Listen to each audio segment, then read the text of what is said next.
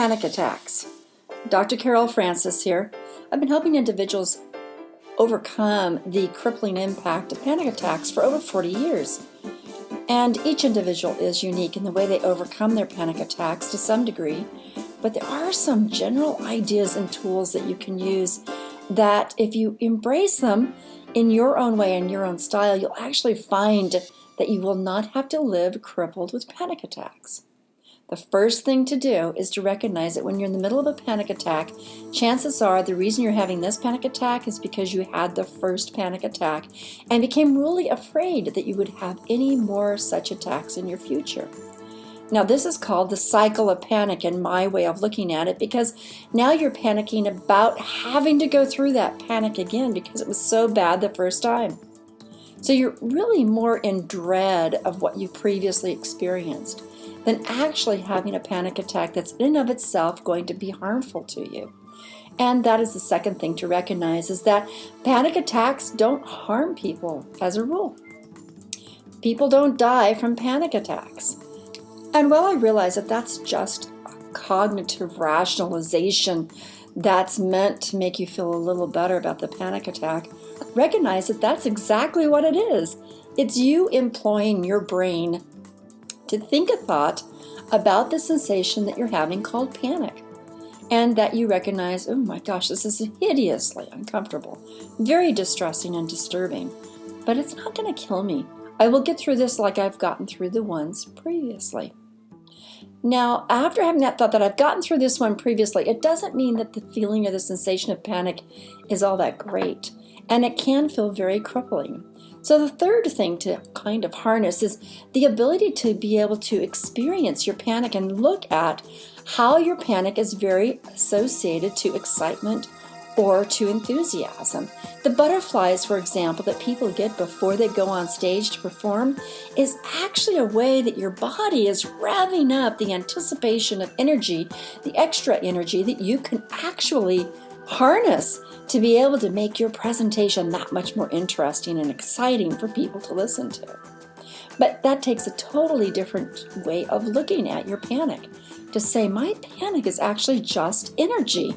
It's energy like any other thing. Energy that I get to run, energy I get to be enthusiastic about a team, energy I get when I'm hollering and yelling out of anger at a driver that's upset me, energy I get to have sex, energy that I get to love someone, the energy I get to do something creative or powerful. All of those are energies. And in the same way, a panic is a form of energy that's surging through your body.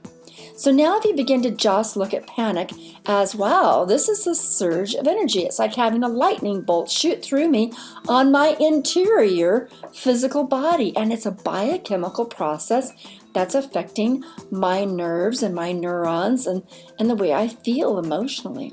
But that's not the same as interpreting the panic as something that's going to harm you. So now you're going to look at this energy called panic, and you're going to think about it as electricity, as a process that's going to happen inside of you, and maybe that excess electricity or excess chemicals will need to have about 45 minutes to calm down, or maybe less. In fact, the majority of panic can be pretty much assuaged within about 5 to 10 minutes by the next thing to do, and that is to breathe. Now, there are different ways of breathing, and I'm going to recommend that for some of you, that the very first part of breathing that you do is to actually breathe as fast as you need to in order to match or race faster than your heart is racing. So that's kind of a form of panting. And what many people do when their heart is racing is they try to slow down their heart by breathing slower, when really what they need to do is they need to match the pace of their heart rate, that kind of idea, until finally their heart is getting enough oxygen to be able to slow down naturally, because the reason it's speeding up is because it's perceiving that there's not enough oxygen in your brain or your blood system to sustain you in a positive way. After you have breathed as fast and as fully as your heart is wanting you to do, your heart will automatically slow down due to having enough oxygen. You might feel a little lightheaded because that sometimes for lightheadedness is a sign that you don't have enough oxygen, and other times it's a sign that you got too much, just a little too much, nothing to harm you. And then you can slow down your breathing because your heart now can slow down as well. But when you slow down your breathing, now you want to breathe fully and completely. Breathe in. You focus on the gymnastics, so to speak, the athleticism of your breath at this point in time.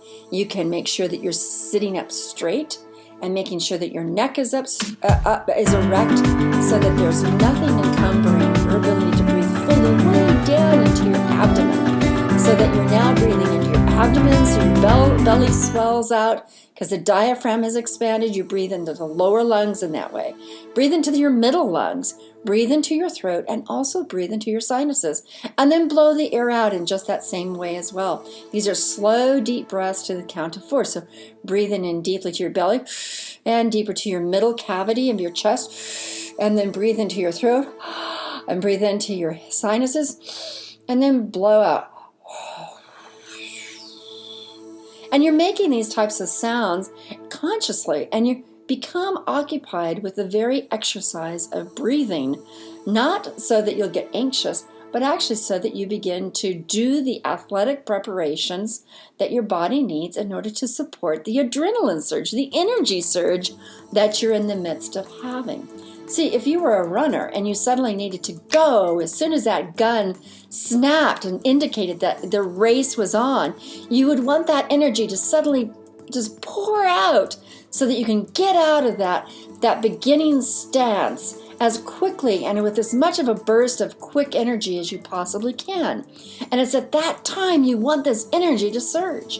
Well, panic is like having an energy surge associated to something that maybe you're afraid of or have had bad experiences with, or you are aware that there's danger involved. In the next part on anxiety or panic attacks, we will talk more about when your brain is telling you that something's not safe and how you can interface with the way you're thinking about a particular thing. But for now, these are really doable exercises that help you be able to take the energies of panic and the panic attacks and turn them into something that is, in a sense, you being an energetic individual in those moments, as opposed to a scared person that feels like you need to hide away from yourself. This is Dr. Carol Francis. I look forward to talking to you about this next time around. Bye.